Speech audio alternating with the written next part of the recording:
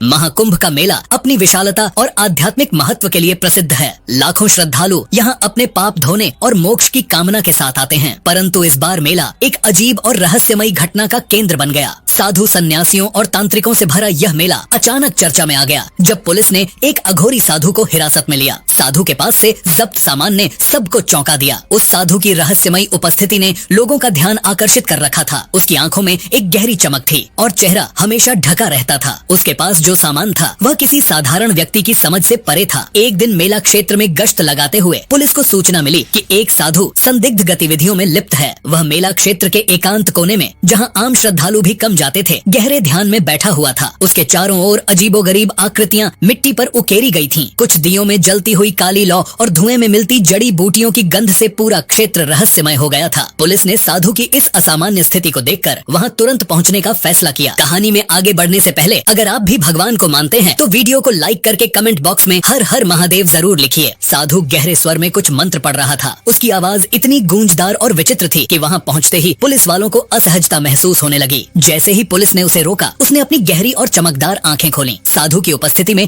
एक अजीब सा आकर्षण और भय था। तुम क्या कर रहे हो यहाँ? पुलिस अधिकारी ने कड़कते हुए पूछा। साधु ने शांत स्वर में उत्तर दिया, यह मेरी साधना है। यह स्थान, यह मेला और यह समय, यह सब मेरे अनुष्ठान का हिस्सा है। मैं जो कर रहा हूँ वह मेरे जीवन का सत्य है। आप इसे नहीं समझ पाएंगे। पुलिस ने उसकी बातों को अनसुना करते हुए कहा, तुम्हें थाने चलना होगा। यहाँ जो कुछ भी चल रहा है हमें इसकी जांच करनी होगी। साधु ने न तो विरोध किया और न ही भय दिखाया। उसने बस अपनी आंखों से पुलिस को देखा और कहा, जो भी करोगे सोच समझ कर करना। यह शक्ति तुम्हें स्वीकार कर भी सकती है और ठुकरा भी सकती है। पुलिस ने उसे घेर लिया और उसके पास मौजूद सामान की तलाशी लेना शुरू कर दी। उसके पास एक बड़ा सा थैला था जो दिखने में साधारण था, लेकिन उसका वजन और आकार किसी रहस्यमयी चीज की ओर इशारा कर रहा था। जब पुलिस ने थैले को खोला तो उसकी सामग्री देखकर सभी चौंक गए। थैले में कुछ पुरानी और फटी हुई किताबें थीं, जिनके पन्ने रहस्यमय चित्रों और अज्ञात भाषाओं के शब्दों से भरे हुए थे। वहाँ एक शीशे की छोटी सी बोतल थी जिसमें गहरे रंग का तरल भरा हुआ था। इसके अलावा थैले में एक सिलाई से पूरी तरह बंद किया हुआ छोटा पैकेट था। यह क्या है? एक पुलिस अधिकारी ने पैकेट को हाथ में उठाते हुए पूछा। साधु ने धीरे से कहा, यह मेरा सबसे कीमती सामान है, इसे मत छूना। यह वह शक्ति है जो मेरे गुरु ने मुझे सौंपी है। पुलिस ने उसकी चेतावनी को अनदेखा करते हुए पैकेट को खोल दिया। पैकेट के भीतर से एक सुनहरे धागे में बंधा हुआ छोटा सा लॉकेट निकला। यह लॉकेट साधारण नहीं था। इसके ऊपर बने हुए चिन्ह किसी प्राचीन तांत्रिक ग्रंथ के प्रतीत हो रहे थे। यह किस प्रकार का लॉकेट है? पुलिस अधिकारी ने पूछा। साधु ने अपनी आंखें बंद कर लीं और गहरी सांस लेते हुए बोला, यह मेरे गुरु द्वारा दिया गया दिव्य लॉकेट है। इसके भीतर एक शक्ति समाई हुई है जो सृष्टि के नियमों से परे है। इसे छूने का मतलब है इसे जागृत करना, और जो इसे जागृत करता है वह इसके परिणामों को भोगने के लिए बाध्य होता है। जैसे ही पुलिस अधिकारी ने लॉकेट को अपनी हथेली में कसकर पकड़ा, अचानक वातावरण में बदलाव आने लगा। हवा भारी हो गई और एक अजीब सी ठंड फैलने लगी। लॉकेट से एक हल्की सी गूंज उठी, जैसे कोई प्राचीन मंत्र दोहराया जा रहा हो। यह आवाज कैसी है? एक अन्य अधिकारी ने घबराते हुए पूछा। तभी लॉकेट से एक तेज चमक निकली जिसने पूरे कमरे को रोशन कर दिया। पुलिस अधिकारी चौंक कर पीछे हटे। साधु ने कहा, यह उसकी चेतावनी है। यह लॉकेट हर किसी के लिए नहीं है। इसे छेड़ने का मतलब है इसे चुनौती देना। लॉकेट की चमक धीरे धीरे कम होने लगी, लेकिन इसकी उपस्थिति ने सभी को विचलित कर दिया था। अधिकारी ने इसे फिर से पैकेट में रखने की कोशिश की, लेकिन जैसे ही उन्होंने ऐसा किया, लॉकेट हवा में तैरने लगा। यह दृश्य किसी चमत्कार से कम नहीं था। यह क्या हो रहा है? एक अधिकारी ने हकलाते हुए पूछा। साधु ने मुस्कुराते हुए कहा, अब यह जागृत हो चुका है। तुमने इसे छूकर इसे सक्रिय कर दिया है। अब यह शक्ति तुम्हारे आसपास रहेगी। तुमने जो किया है उसके परिणाम तुम्हें भुगतने होंगे। अचानक लॉकेट से एक गहरी आवाज आई जो किसी अनजानी भाषा में कुछ कह रही थी। यह आवाज सुनकर सभी अधिकारियों के चेहरे का रंग उड़ गया। आवाज धीरे धीरे तेज होती गई और पूरे कमरे में गूंजने लगी। साधु ने फिर कहा, यह शक्ति किसी साधारण व्यक्ति के बस की बात नहीं। इसे संभालने के लिए आत्मा का शुद्ध होना आवश्यक है, लेकिन अब यह तुम्हारे साथ रहेगा जब तक यह अपने नए स्वामी को स्वीकार न कर ले। पुलिस अधिकारी अब घबराए हुए थे। उन्होंने लॉकेट को वापस साधु को देने की कोशिश की, लेकिन साधु ने सिर हिलाते हुए कहा, यह अब मुझे स्वीकार नहीं करेगा। यह तुम सबका है। तुम्हें इसे समझने और इसकी परीक्षा देने के लिए तैयार रहना होगा। इस पूरी घटना ने पुलिस को गहरे सदमे में डाल दिया। साधु ने अंत में कहा, अब यह शक्ति तुम्हारे जीवन का हिस्सा है। इसे अपनाना होगा, नहीं तो यह तुम्हें समाप्त कर देगी। लॉकेट से निकलने वाली हल्की चमक ने माहौल को और भी रहस्यमय बना दिया। ठंडी हवा चलने लगी और पुलिस अधिकारियों को एक अजीब सा भय महसूस हुआ। जैसे ही लॉकेट की चमक बढ़ने लगी, वातावरण में कुछ अदृश्य शक्ति का प्रभाव महसूस होने लगा। पुलिस अधिकारियों ने देखा कि उनकी दृष्टि धुंधली होने लगी है। यह क्या हो रहा है? एक अधिकारी ने डरते हुए पूछा। तभी आसपास की जगह जैसे किसी अदृश्य बल से घिरने लगी। ठंडी हवा के झोंके एक अजीब सी गंध के साथ बहने लगे। कुछ अधिकारियों को ऐसा प्रतीत हुआ जैसे उनके कानों में किसी अनजानी भाषा के मंत्र फुसफुसाए जा रहे हों। साधु ने शांत भाव से कहा, अब यह शक्ति जाग चुकी है, तुम इसे रोक नहीं सकते। लॉकेट से अचानक एक तेज चमक निकली। यह इतनी तेज थी कि वहाँ मौजूद सभी पुलिसकर्मी अपनी आंखें बंद करने को मजबूर हो गए। जब उन्होंने आंखें खोली तो उन्हें अपने चारों ओर अजीब दृश्य दिखाई देने लगे। एक अधिकारी ने देखा कि वह एक घने जंगल के बीच में खड़ा है, जहाँ उसे कोई रहस्यमयी छाया पीछा कर रही है। दूसरे अधिकारी ने देखा कि वह एक अंधेरी सुरंग में भटक रहा है और उसकी सांस घुट रही है। आसमान में काले बादल उमड़ने लगे। ऐसा प्रतीत हुआ जैसे किसी प्राचीन शक्ति ने पूरे वातावरण को अपनी गिरफ्त में ले लिया हो। पुलिस अधिकारी अपनी जगह पर जमे खड़े थे, लेकिन उनकी आंखों में भय स्पष्ट था। साधु ने गहरी आवाज में कहा, यह शक्ति तुम्हें तुम्हारे सबसे बड़े भय से मिलवाएगी। इसे समझने के लिए तुम्हें अपने डर को स्वीकार करना होगा। तभी एक अधिकारी ने हिम्मत जुटाकर कहा, हम इसे वापस तुम्हें देना चाहते हैं, इसे अपने पास रखो। लेकिन जैसे ही उसने लॉकेट को साधु की ओर बढ़ाया, अचानक हवा में एक जोरदार गूंज सुनाई दी। लॉकेट ने एक बार फिर चमकते हुए खुद को हवा में उठा लिया। फिर वह धीरे धीरे वहाँ से गायब हो गया। पूरा माहौल एक अजीब सी शांति में डूब गया, लेकिन उस शांति में भी डर समाया हुआ था। साधु ने धीमे स्वर में कहा, यह अब वापस अपने स्थान पर चला गया है। तुम इसे रोक नहीं सकते थे और न ही इसकी शक्ति को समझ सकते थे। पुलिस अधिकारी घबराए हुए थे। लॉकेट का गायब होना उनके लिए एक पहेली बन गया। उन्होंने साधु से जवाब मांगा, लेकिन वह सिर्फ मुस्कुराता रहा। यह सब क्या था? इंस्पेक्टर कुमार ने पूछा। साधु ने उत्तर दिया, यह एक ऐसी शक्ति है जो केवल उसे स्वीकार करती है जो इसके योग्य हो। अब यह तुम्हारे लिए खत्म हो गया, लेकिन यह हमेशा के लिए नहीं गया है। यह अपनी ऊर्जा किसी और स्थान पर पहुंचा चुका है। साधु की बातों ने सभी को और भी अधिक बेचैन कर दिया। पुलिस अधिकारी समझ नहीं पा रहे थे कि यह घटना वास्तविक थी या उनकी आंखों का धोखा। पुलिस अधिकारी अभी भी साधु की ओर प्रश्नवाचक दृष्टि से देख रहे थे। तभी साधु ने गंभीर स्वर में कहा, तुम सब अब उस दुनिया का हिस्सा बन चुके हो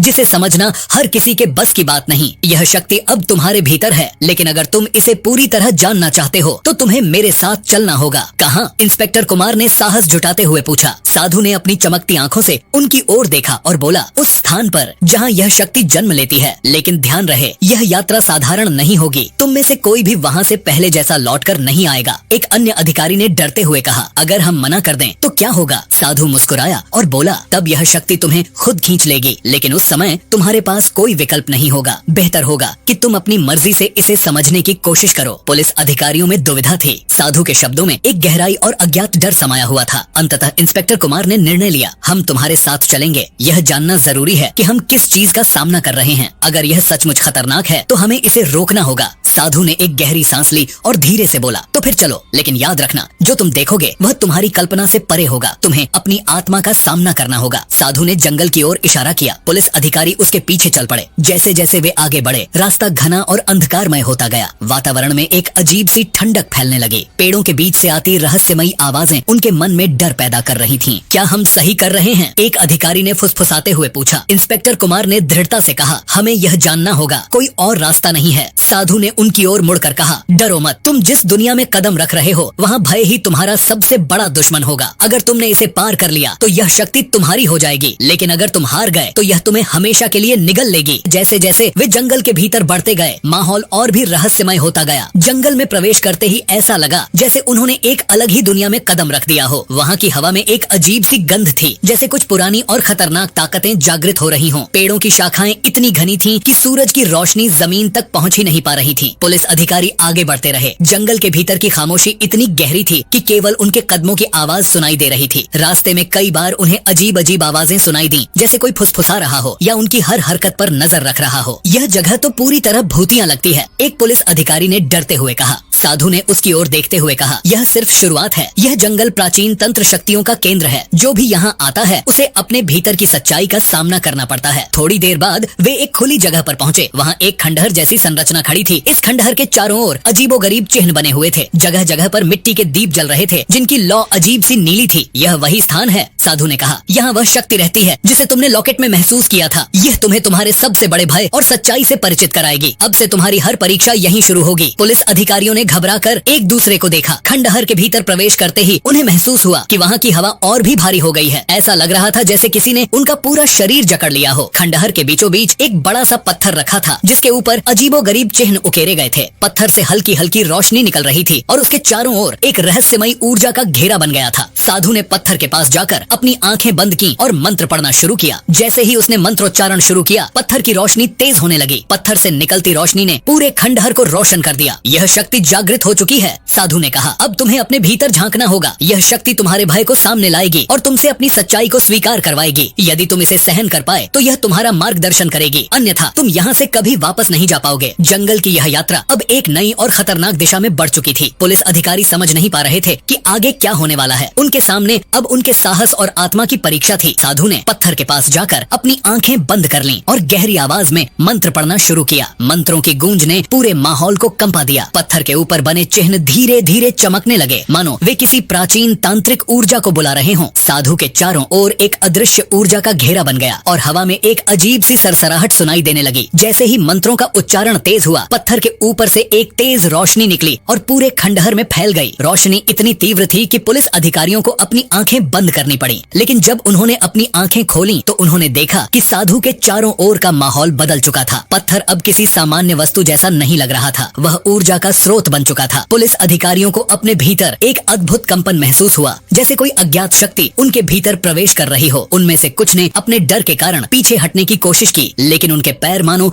जमीन से चिपक गए थे। यह शक्ति तुम्हारे भीतर प्रवेश कर रही है, साधु ने गहरी आवाज में कहा। यह तुम्हें तुम्हारे सबसे बड़े भय और सच्चाई का सामना कराएगी। इसे रोकने का अब कोई उपाय नहीं है। अचानक पत्थर के चारों ओर की रोशनी ने एक आकृति का रूप ले लिया। वह आकृति एक दिव्य और भयानक शक्ति का प्रतीक थी। पुलिस अधिकारियों ने महसूस किया कि वह शक्ति उनके मन और आत्मा को झकझोर रही है। साधु ने कहा, यह वही शक्ति है जिसे तुमने छेड़ा है। अब यह तुम्हारे जीवन का हिस्सा बन चुकी है। इसे नियंत्रित करना तुम्हारे हाथ में है, लेकिन अगर तुम इसे समझने में असफल रहे तो यह तुम्हें नष्ट कर सकती है। कमरे में चारों ओर गूंजती आवाज, रोशनी और अजीब शक्तियों के इस अद्भुत संगम ने पुलिस अधिकारियों को पूरी तरह से हिला कर रख दिया। उनके भीतर अब तक का सबसे बड़ा संघर्ष शुरू हो चुका था, अपने भय और इस अज्ञात शक्ति से सामना करने का। पुलिस अधिकारी खंडहर के भीतर गहरे में गए। वहाँ उन्हें एक कक्ष मिला जिसमें अद्भुत प्रकाश फैल रहा था। यह प्रकाश उनकी आत्मा को झकझोर देने वाला था। कक्ष के बीचों बीच एक प्राचीन प्रतीक वाला मंडल बना हुआ था, जो धीरे धीरे अपने चिन्हों से जीवंत होता प्रतीत हो रहा था। जैसे ही साधु ने मंत्रोच्चार शुरू किया, मंडल के चिन्हों से एक अदृश्य ऊर्जा का प्रवाह शुरू हुआ। यह प्रवाह सीधा अधिकारियों की ओर बढ़ने लगा। अचानक सभी अधिकारियों को अपने जीवन की सबसे बुरी यादें और भय सामने दिखने लगे। इंस्पेक्टर कुमार ने देखा कि वह अपने परिवार से बिछड़ गया है और एक अंधकारमय जंगल में अकेला भटक रहा है। दूसरे अधिकारी ने देखा कि वह एक गहरे कुएं में गिर रहा है और कोई उसे बचाने के लिए नहीं आ रहा। साधु ने कहा, यह शक्ति तुम्हारी आत्मा के सबसे छुपे हुए डर और पछतावे को सामने लाती है। तुम्हें इसे समझना होगा, तभी तुम इस शक्ति को नियंत्रित कर पाओगे। जैसे ही भय अपने चरम पर पहुंचा, साधु ने एक और मंत्रोच्चार किया। मंडल के चिन्हों से एक चमकदार रोशनी निकली जिसने पूरे कक्ष को रोशन कर दिया। पुलिस अधिकारी अचानक खुद को शांत महसूस करने लगे। साधु ने गंभीर स्वर में कहा, तुमने अपने डर का सामना किया। अब यह शक्ति तुम्हें स्वीकार कर सकती है, लेकिन इसके लिए तुम्हें अपनी आत्मा को पूरी तरह खोलना होगा। जैसे ही पुलिस अधिकारियों ने लॉकेट को साधु को लौटाने की कोशिश की, लॉकेट अचानक हवा में तैरने लगा और रहस्यमय ध्वनि के साथ गायब हो गया। साधु ने गहरी सांस लेते हुए कहा, अब यह शक्ति अपने मूल स्थान पर लौट गई है। तुम सबने इसे महसूस किया, लेकिन इसे समझा नहीं। साधु के शब्दों के साथ ही पूरा माहौल शांत हो गया, लेकिन यह शांति अस्थायी थी। अधिकारियों को ऐसा लग रहा था जैसे उनके भीतर कुछ बदल गया हो। उनकी आंखों में अभी भी डर और अनिश्चितता के भाव थे। इंस्पेक्टर कुमार ने साधु से कहा, क्या यह सब सच में खत्म हो गया है या यह हमें फिर से सताएगा? साधु ने गंभीर स्वर में उत्तर दिया, यह कभी खत्म नहीं होता। यह शक्ति अब तुम सबका हिस्सा बन चुकी है। यह तुम्हारे सपनों में, तुम्हारे विचारों में और तुम्हारे जीवन के हर पहलू में प्रकट होगी। यह तुम्हें हर उस क्षण याद दिलाएगी जब तुमने इसे छेड़ने की भूल की थी। पुलिस अधिकारी वापस मेला क्षेत्र की ओर लौटने लगे, लेकिन जैसे ही वे वहाँ से निकलने लगे, जंगल के बीचों बीच एक बार फिर ठंडी हवा का झोंका आया और उनके कानों में धीमे धीमे मंत्रों की गूंज सुनाई देने लगी। यह गूंज उन्हें रोकने के लिए काफी थी। यह खत्म नहीं हुआ। इंस्पेक्टर कुमार ने बुदबुदाते हुए कहा, हमें इसे समझने की जरूरत है। हमें इस शक्ति के पीछे का सच जानना होगा, लेकिन कैसे? साधु अब वहाँ नहीं था। वह जैसे धुएं की तरह गायब हो गया था। अधिकारी भले ही मेले में लौट आए, लेकिन वे अपने साथ एक ऐसा अनुभव लेकर लौटे थे जो उनके जीवन को हमेशा के लिए बदलने वाला था। महाकुंभ का मेला अपनी रौनक में लौट आया। श्रद्धालु अपनी साधारण दिनचर्या में लग गए, परंतु पुलिस अधिकारियों के लिए यह घटना एक अनसुलझा रहस्य बन गई। क्या उन्होंने एक अनजानी शक्ति को छुआ था या यह केवल उनकी कल्पना थी? यह सवाल उनके मन में गूंजता रहा। लेकिन कहानी यहीं खत्म नहीं होती। कुछ दिनों बाद इंस्पेक्टर कुमार के घर एक रहस्यमयी पैकेट आया, जिसमें वही लॉकेट था। साथ में एक चिट्ठी थी जिस पर लिखा था, यह तुम्हारे भाग्य का हिस्सा है, इसे संभालो क्योंकि यह तुम्हें एक नई शुरुआत की ओर ले जाएगा। क्या यह सच में नई शुरुआत थी या यह किसी और अनजानी शक्ति का आगाज? यह रहस्य अभी बाकी था। क्या यह सच था? क्या महाकुंभ में हुई यह घटना वास्तविक थी या यह किसी की कल्पना मात्र थी? यह सवाल आज भी अनुत्तरित है, परंतु जो भी हुआ उसने महाकुंभ मेले को एक अनोखे और रहस्यमय अध्याय में बदल दिया।